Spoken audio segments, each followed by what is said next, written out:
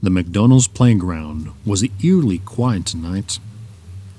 It was almost as if the world had ended and only I was left. I was on my break, leaning against the yellow and red plastic castle, watching the shadows dance across the rubbery safety flooring. Something didn't feel right. A chill ran down my spine, making my arms break out in goosebumps. But I brushed it off, thinking it was just my overreactive imagination getting the better of me. I should have known better. I should have listened to that tiny voice in the back of my head.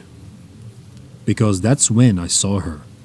A little girl, no more than 5 years old, standing by the swing set, her eyes wide with fear. And she was pointing at something behind me, something that sent a shiver down my spine.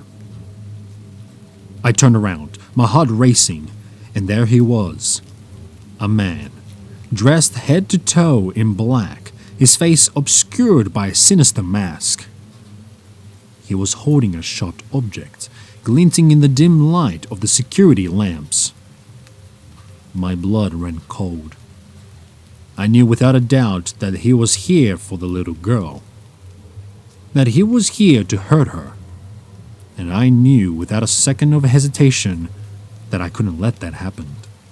I took a deep breath, trying to steady my nerves. And then I charged at him. He must have heard me coming, because he turned his head in my direction. For a moment, our eyes met, and I felt the surge of adrenaline course through my veins.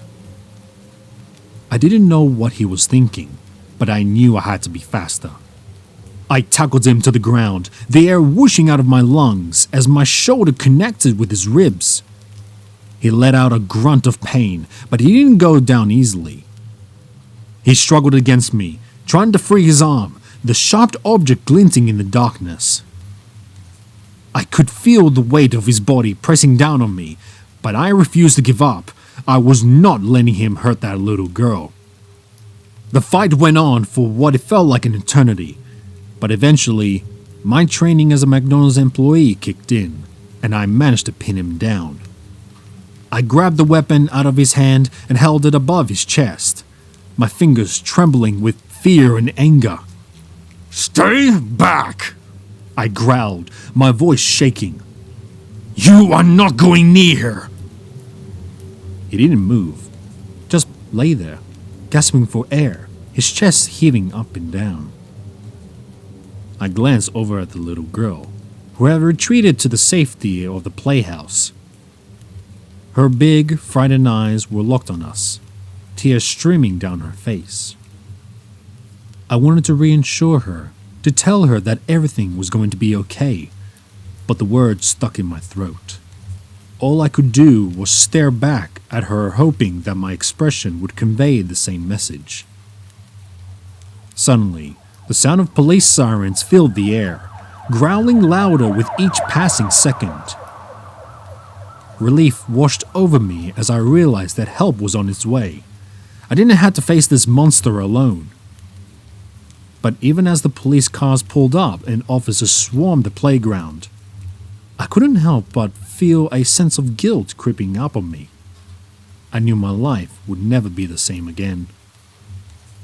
I had saved the girl, but at what cost?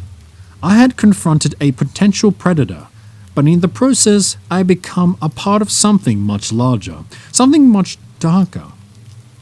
As the police led the man away in handcuffs, I could feel the suspicious glances burning into the back of my neck.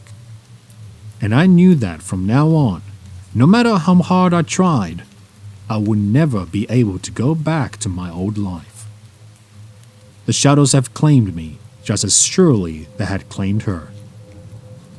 The little girl was taken away by her parents, their tears of gratitude mixing with their own. I couldn't help but wonder if they would ever understand the cost of their relief.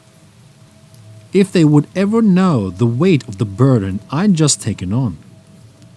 I tried to push the thought away, but I lingered in the back of my mind, like a phantom limb that refused to heal. In the days that followed, The news was filled with stories of other children who had disappeared from playgrounds and schools.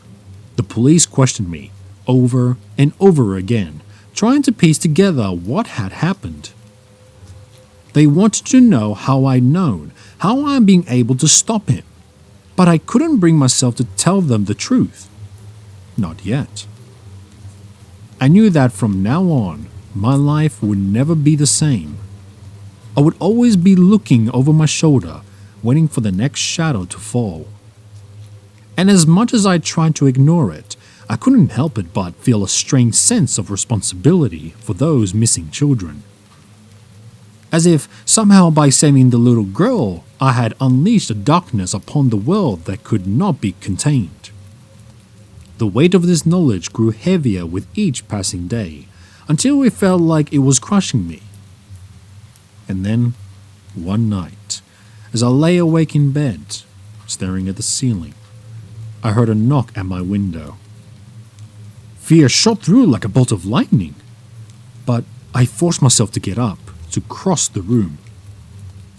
I unlocked the window and pushed it open, a cold breeze rustling the curtains. Standing there, in the moonlight, was the man in the mask. He held up a small, crude drawing of me, his eyes empty and lifeless. In his other hand held a knife. And as I climbed through the window, I knew that my nightmares had only just begun.